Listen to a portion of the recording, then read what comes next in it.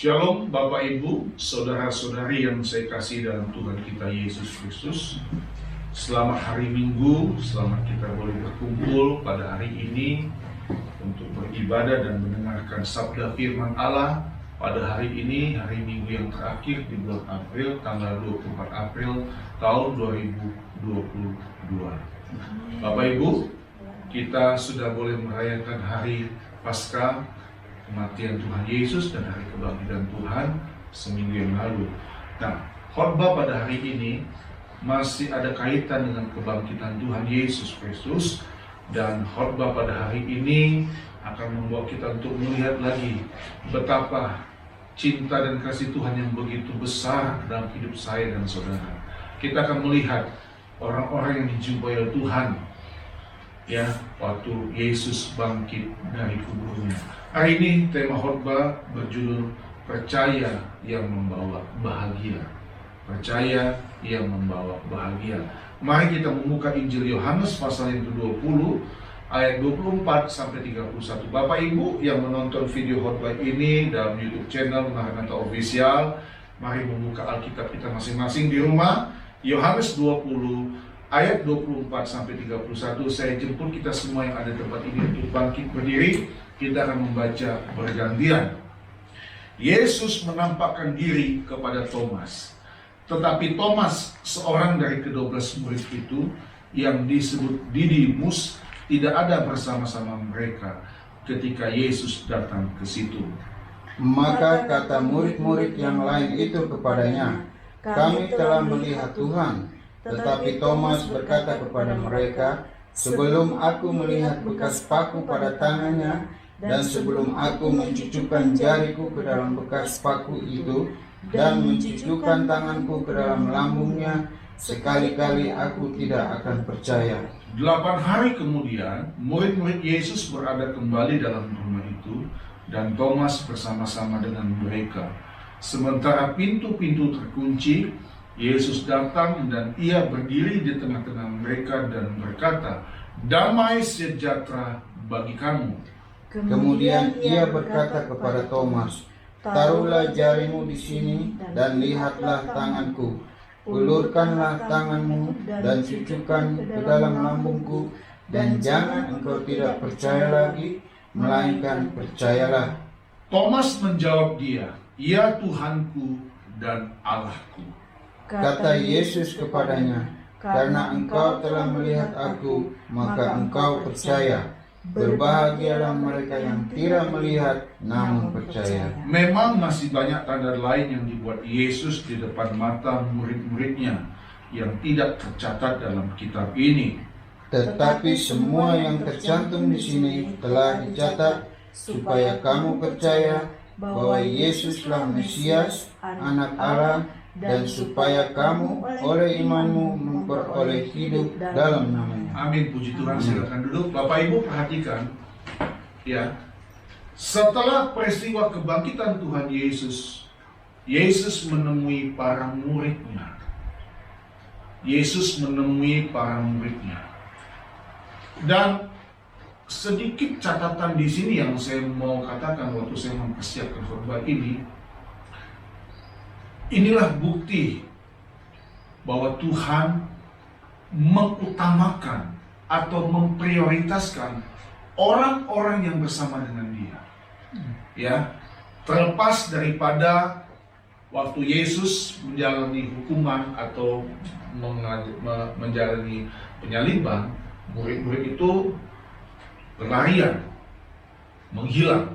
Tetapi kita lihat, ya, kita boleh melihat di sini bahwa saudara boleh cek di setiap Injil yang ada, setiap Matius, Markus, selalu Yesus menampakkan diri kepada para muridnya. Dan catatan di sini yang penting adalah saudaraku bahwa kita memiliki Tuhan yang penuh dengan kasih-Nya. Jadi jangan tinggalkan Tuhan. Amin. Jangan tinggalkan Tuhan. Lalu ya, kalau Bapak Ibu datang dari luar negeri, ya, dari mana saja, pasti yang ditemui adalah orang terdekat yang mengasihi, ya kan? Itu ya, pastinya. Itu sudah pasti. Itu sudah yang lumrah dan wajar ya, pastinya. Nah, saudara, setelah peristiwa kebangkitan Tuhan Yesus, Yesus menemui para muridnya. Selain untuk membuktikan kebangkitannya, nanti saya akan singgung soal kata membuktikan kebangkitan ini melalui ucapan atau nubuatan sebelum Yesus mati, ya. Nanti saya akan buktikan berkaitan dengan dialog antara Yesus dengan Thomas. Nah, selain untuk membuktikan kebangkitannya, Tuhan Yesus ingin menenangkan hati murid-muridnya yang masih ketakutan pada waktu itu. Mengapa? Karena murid-murid ini adalah salah satu juga target dari penguasa pada waktu itu yang ingin dicari oleh penguasa pada waktu itu untuk juga diadili, dicari, ya. Saudara perhatikan dalam Yohanes 20 ayat yang ke-19. Tolong, karena bangkitan Yesus untuk menenangkan hati murid-muridnya yang masih ketakutan pada waktu itu. Mereka masih trauma, takut dengan orang-orang yang menghukum Yesus, sehingga mereka bersembunyi. Nah, tolong dibacakan Yohanes 20 ayat 19. Pada tolong bacakan Yohanes 20 ayat yang ke-19. Ketika hari sudah malam, pada hari pertama minggu itu, berkumpullah murid-murid Yesus di suatu tempat dengan pintu-pintu yang terkunci, karena mereka takut kepada orang-orang Yahudi. Pada waktu itu datanglah Yesus dan berdiri di tengah-tengah mereka dan berkata, "Damai sejahtera bagi kamu." Damai sejahtera bagi kamu. Puji Tuhan. Saya tidak akan kupas ini. Shalom bagi kamu sekalian, kata apa yang Yesus ucapkan. Tapi sebagai tambahan catatan di sini, selain Yesus menemui para murid, Yesus menampakkan diri kepada para murid, dan di Injil Lukas pun Yesus menampakkan diri kepada 2 orang yang mau ke Emmaus. Ada, ya. Nah, kita lihat bahwa yang menarik di sini sebagai catatan tambahan, di luar Yudas, ya, tentunya di luar Yudas, murid-murid tetap menjaga komunitas. Nah, saya ingat ucapan tadi, yang penting berkualitas, ya kan? Bukan suatu kebetulan, yang penting berkualitas. Sedikit tapi berkualitas. Banyak kalau nggak berkualitas buat apa? Ya kan? Yang penting sedikit.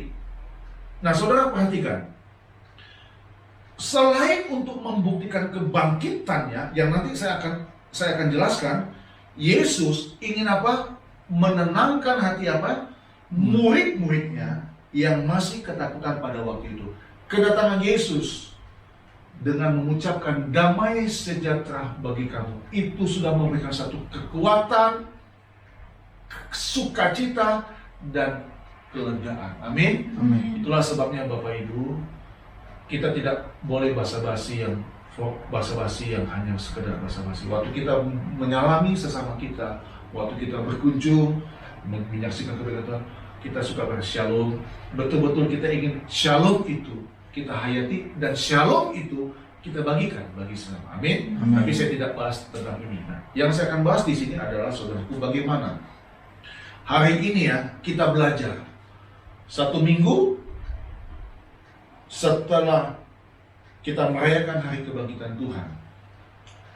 Sama di sini. Di sini dikatakan 8 hari kemudian murid-murid Yesus berada kembali dalam rumah itu, dan Thomas bersama dengan mereka. Kalau dalam terjemahan bahasa Indonesia sehari-hari ditulis kata seminggu kemudian. 1 minggu kemudian kita, ya, lihat. Nah, saudaraku, dari peristiwa ini, dari penampakan Yesus, dari ayat-ayat firman Tuhan yang tadi kita baca, khususnya dialog antara Thomas dengan Tuhan Yesus, kita hari ini mau belajar 3 hal yang penting sekali, saudara-saudaraku. Karena kita tahu Thomas ini tidak percaya, sekalipun murid-murid yang lain berkata kepada dia, "Kami telah melihat Tuhan. Kami telah melihat Tuhan." Dia tidak percaya.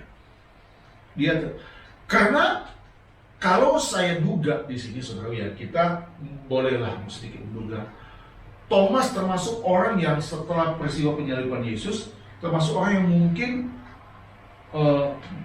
menjauh kepada teman-temannya, saudara. Menjauh kepada teman-teman. Itulah sebabnya waktu kedatangan Tuhan Yesus yang pertama, kalau lewat versi Injil Yohanes ini, Dimulai ayat 19 tadi yang kita baca, Yesus datang kepada para murid-murid yang lain. Dan kita tahu di ayat ke-24 tadi dikatakan Thomas tidak ada bersama-sama dengan mereka, ya kan? Thomas tidak ada bersama-sama dengan mereka di ayat ke-24, betul tidak? Thomas tidak ada. Jadi di sini saya dapat menyimpulkan satu hal, bahwa Thomas berada di tempat lain, ya, berada di tempat lain. Nah, saudaraku, hari ini kita belajar, ya. Saya mengajak kita untuk merenungkan perikop ini. Apa kebenaran-kebenaran yang bisa kita petik di sini setelah peristiwa kebangkitan Tuhan Yesus Kristus? Mari saudara-saudaraku, poin yang pertama, tolong dibacakan Yohanes 20 ini ayat 24 sampai 25. Yohanes 20 ayat 24 dan 25. Tetapi Thomas, seorang dari ke-12 murid itu, yang disebut Didimus, tidak ada bersama-sama mereka ketika Yesus datang ke situ. Maka kata murid-murid yang lain itu kepadanya, "Kami telah melihat Tuhan." Tetapi Thomas berkata kepada mereka, "Sebelum aku melihat bekas paku pada tangannya, dan sebelum aku mencucukkan jariku ke dalam bekas paku itu, dan mencucukkan tanganku ke dalam lambungnya, sekali-kali aku tidak akan percaya." Sekali-kali aku tidak akan percaya. Hari ini judul khotbahnya percaya yang membahagiakan. Yang pertama, boleh dicatat Bapak Ibu yang menonton khotbah ini. Yang pertama, percaya kepada Tuhan berarti harus percaya kepada firman-Nya. Amin. Amin.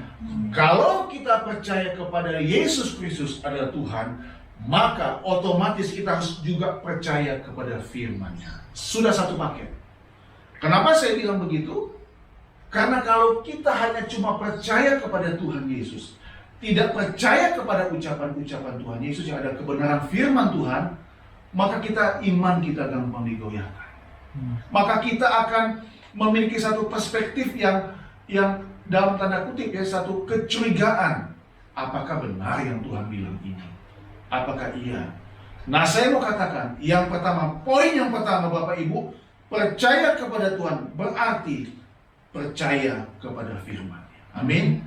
Saya akan buktikan apa yang saya katakan tadi, yang saya sampaikan tadi, bahwa Yesus, kebangkitan Yesus, selain untuk menguatkan, menenangkan murid-muridnya, untuk membuktikan kebangkitan Dia juga, ya, untuk membuktikan bahwa Yesus bangkit itu di mana. Saya ingin kita lihat. Tadi poin pertama apa? Percaya kepada Tuhan, percaya juga kepada firman-Nya.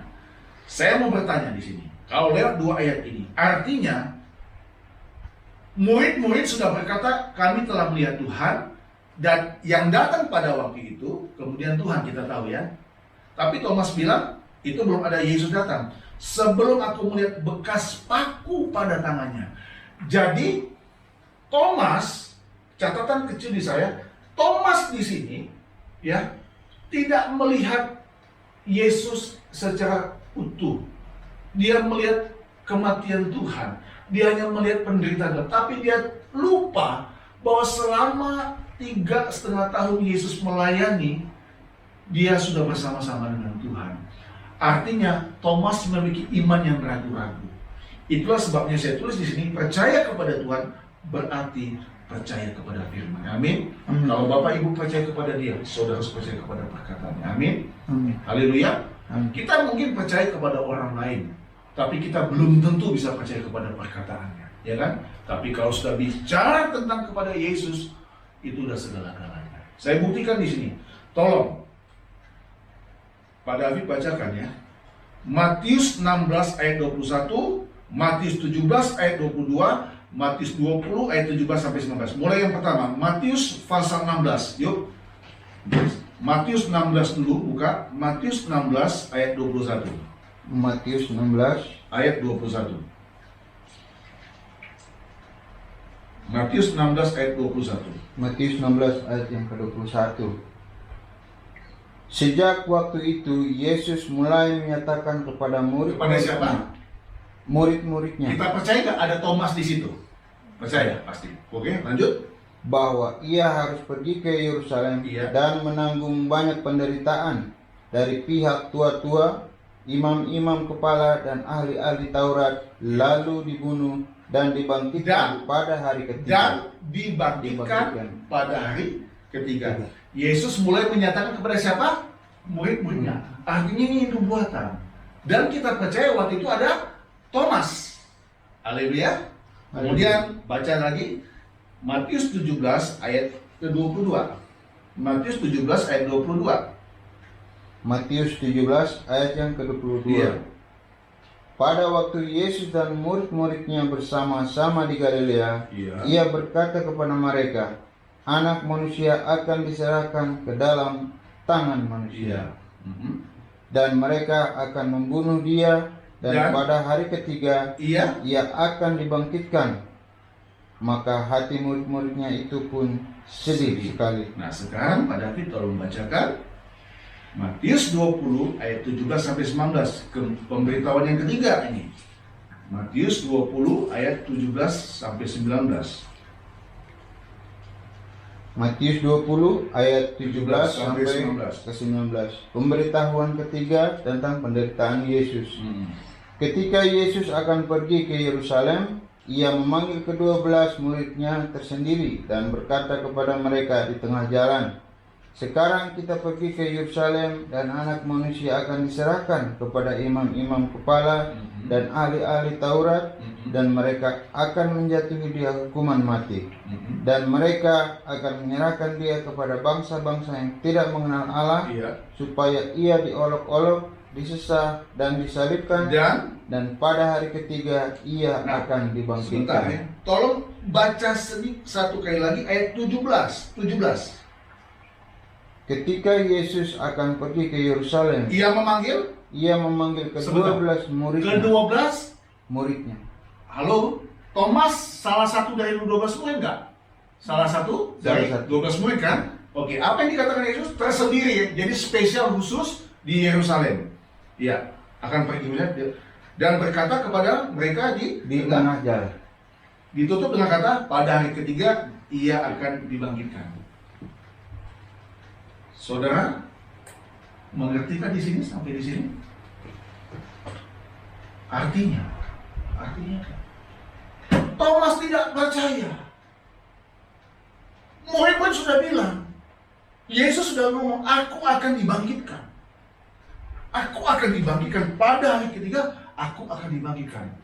Dari 3 peristiwa di suatu tempat dan di Galilea, dan waktu Yesus mau ke Yerusalem, Yesus sudah berkata kepada murid-muridnya, dan salah satunya pasti ada Thomas di sana. Pada hari ketiga aku akan dibangkitkan. Sekarang pertanyaannya, mengapa waktu murid-murid bilang kami telah melihat Tuhan, artinya Yesus sudah dibangkitkan, mengapa sampai Thomas bilang, sebelum aku melihat bekas paku pada tangannya, dan sebelum aku mencucukkan pada jariku ke dalam bekas paku itu, dan seterusnya dan seterusnya, sekali-kali aku tidak percaya. Saudara mengerti sampai di sini? Saudara, kalau saudara percaya kepada Tuhan Yesus, jangan cuma percaya di mulut, tapi juga percaya di hati, dan percaya apa perkataannya. Amin. Kalau Tuhan bilang jangan kamu khawatir, carilah dulu kerajaan Allah, masih saudara khawatir? Jangan takut, aku menyertai kamu, masih saudara takutkah? Wajar sebetulnya, tetapi kita selalu ada kekuatan. Amin. Amin. Haleluya.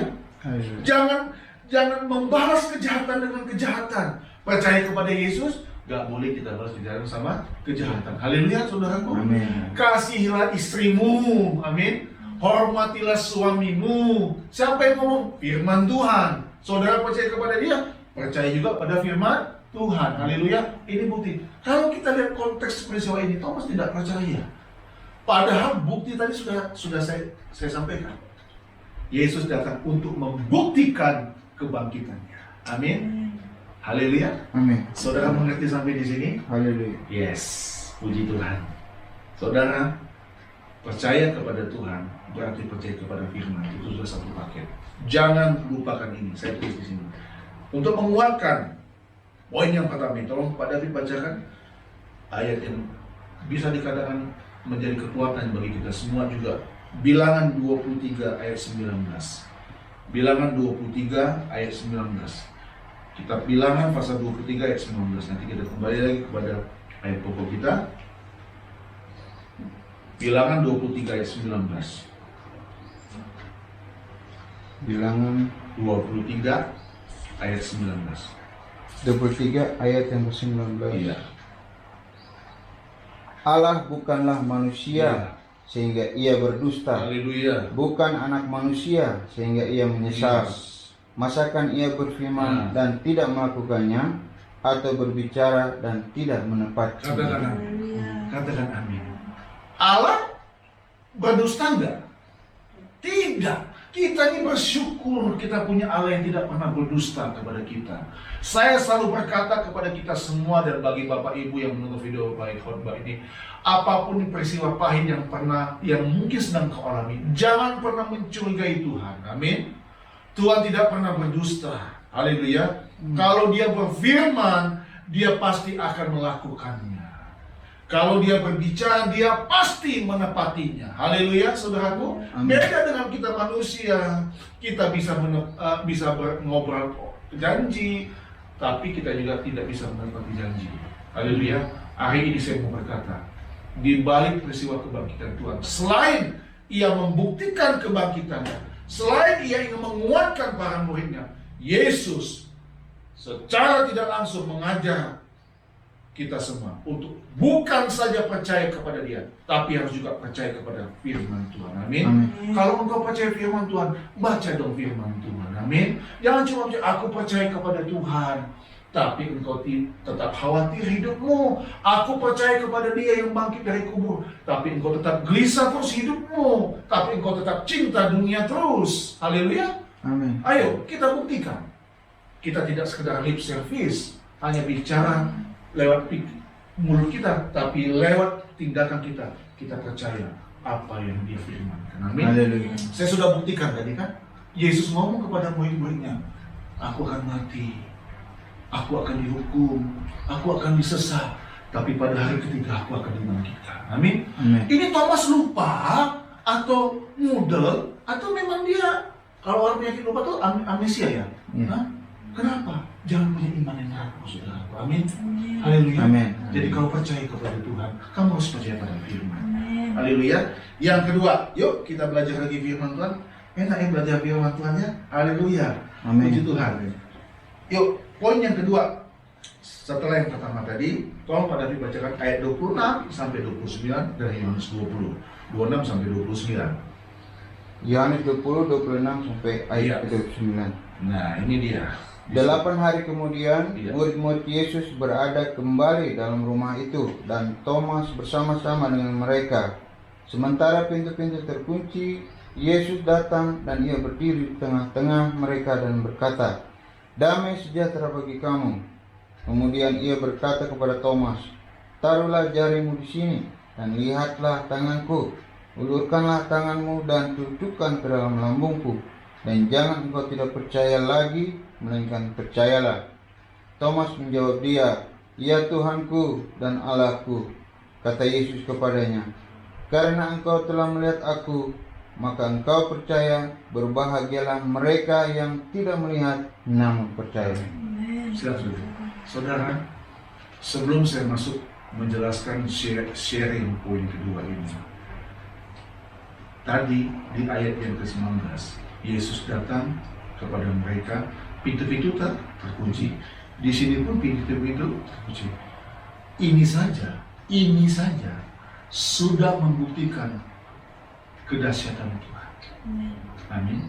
Ini saja sudah membuktikan kehebatan Tuhan. Bayangkan luar biasanya Tuhan.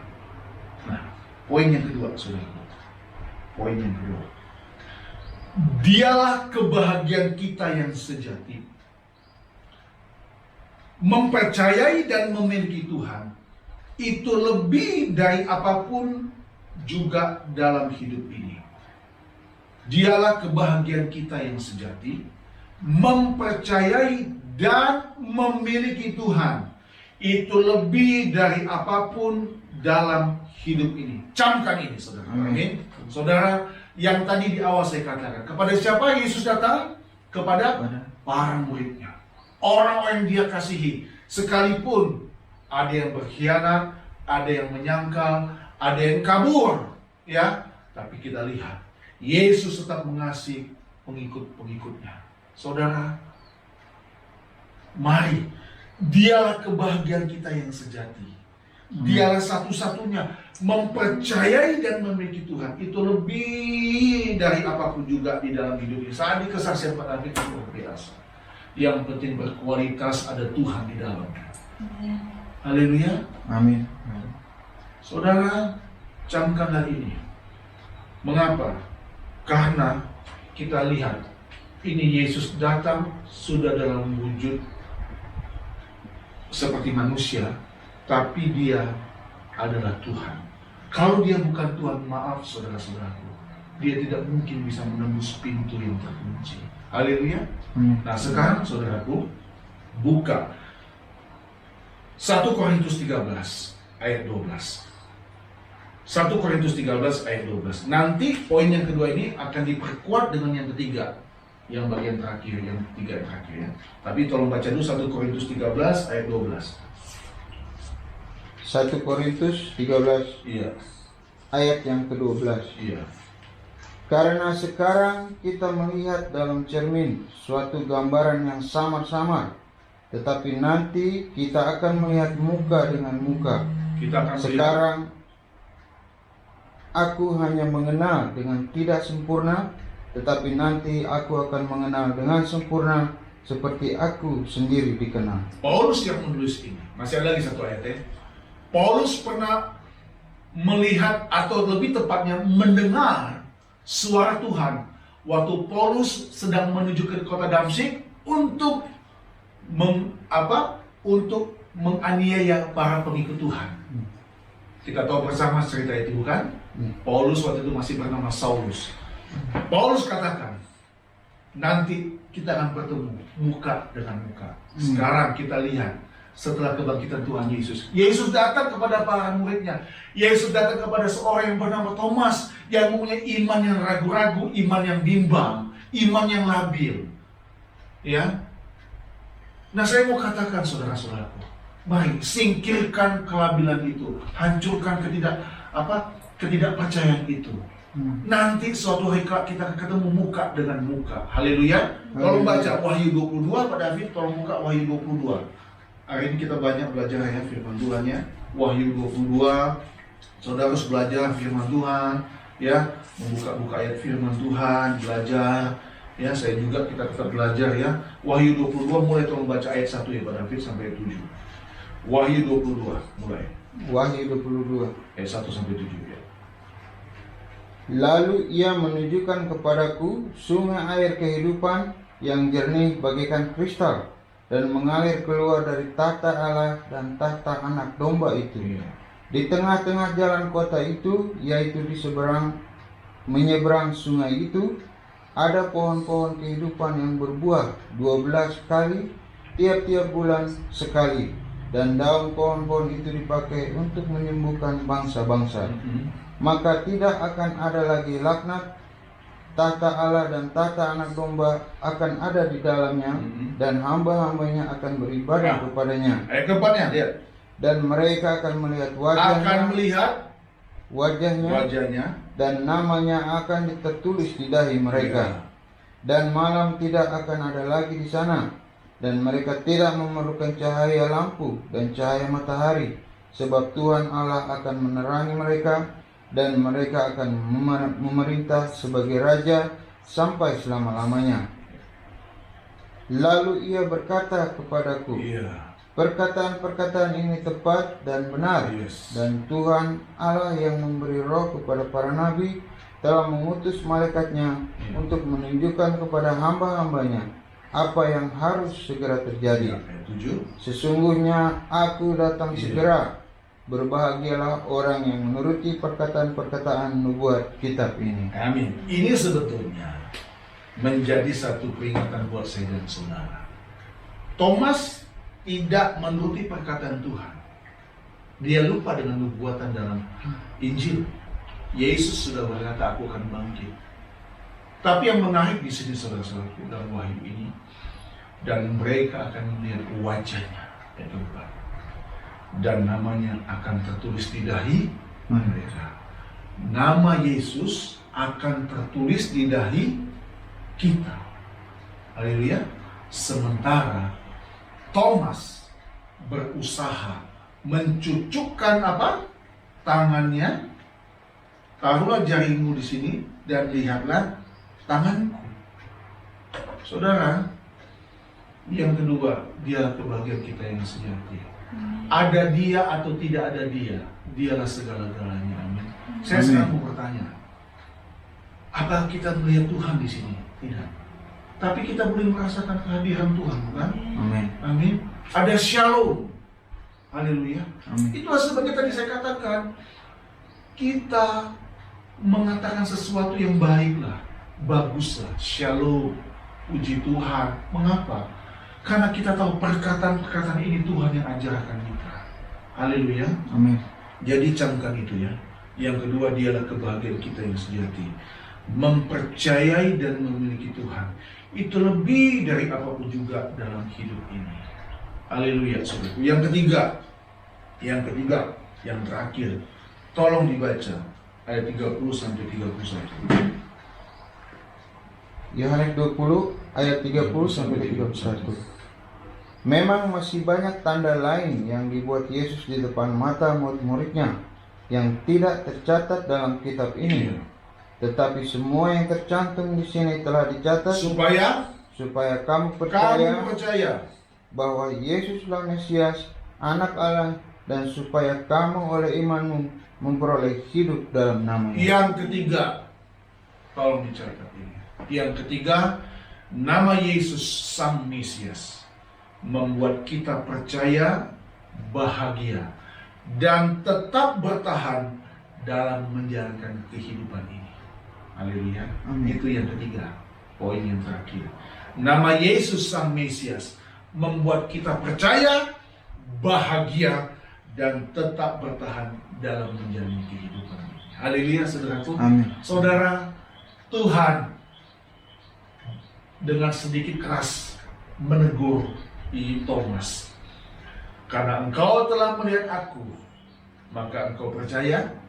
Berbahagialah mereka yang tidak melihat, namun percaya. Amin, saudara. Amin. Jadi hatimu harus tetap terjaga. Amin.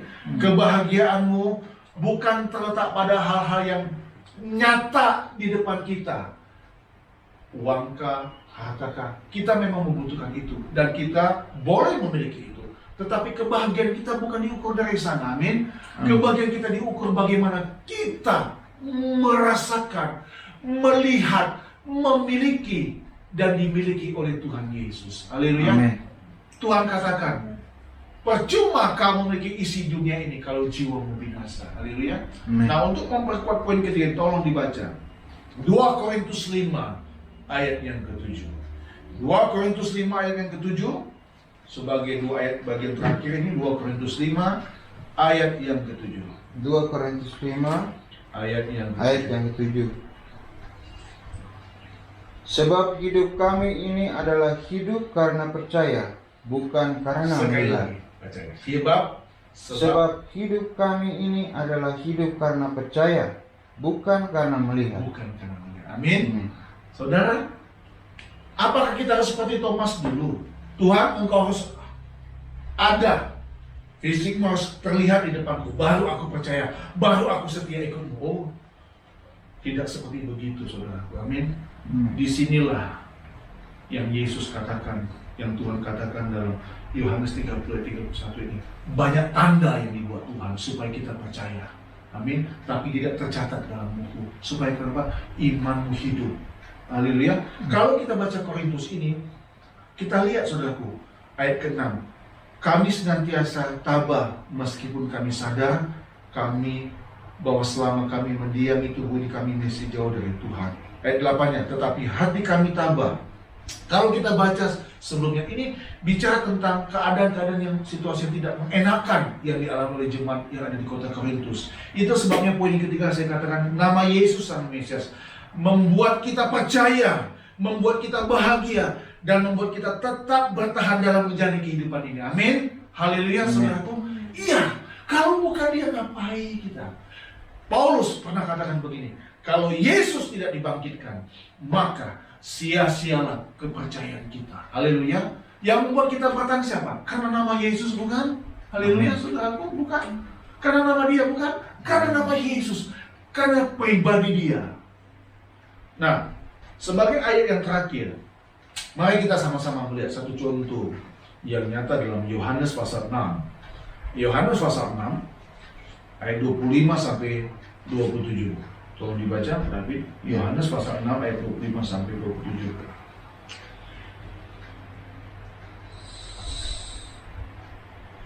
Yohanes 6 ayat 25 sampai 27.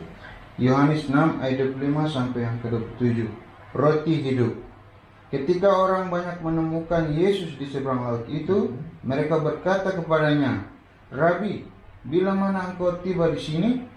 Yesus menjawab mereka, "Aku berkata kepadamu, sesungguhnya kamu mencari aku bukan karena kamu telah melihat tanda-tanda, melainkan karena kamu telah makan roti itu dan kamu kenyang.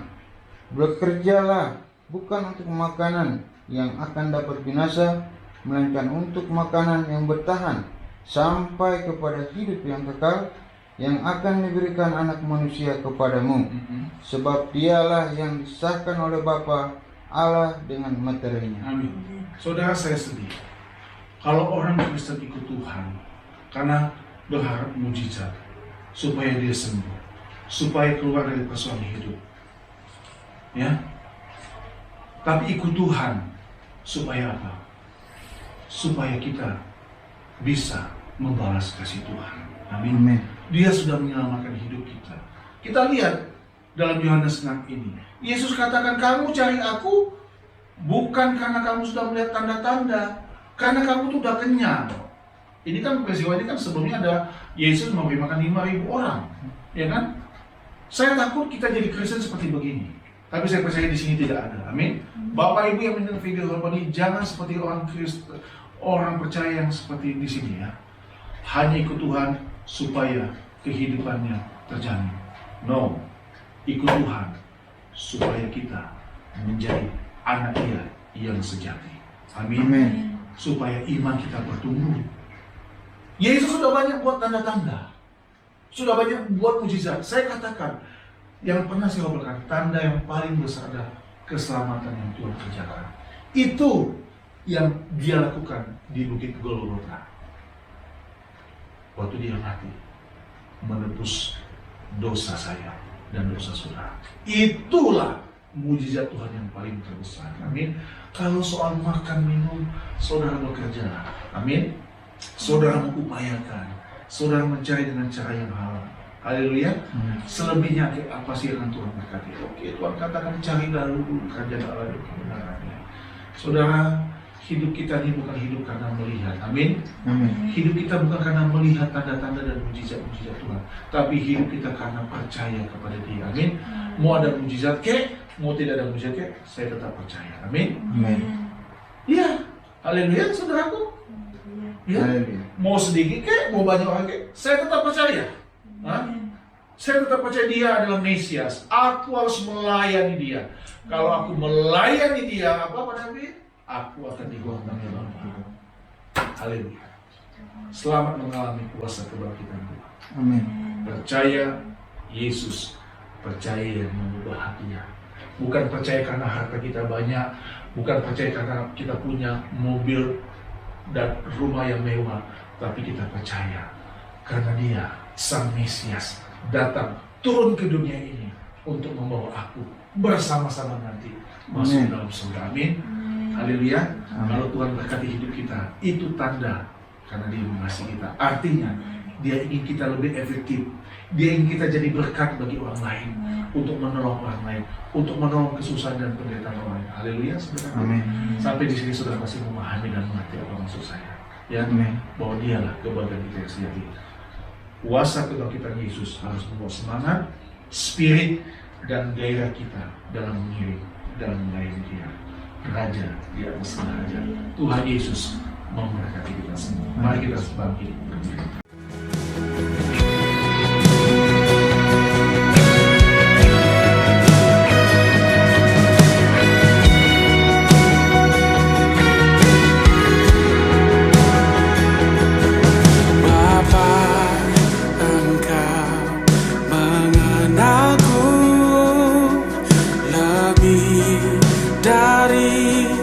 Siapapun engkau tahu ceritaku dan isi hatiku. Tak peduli masa lalu, engkau tetap memilihku.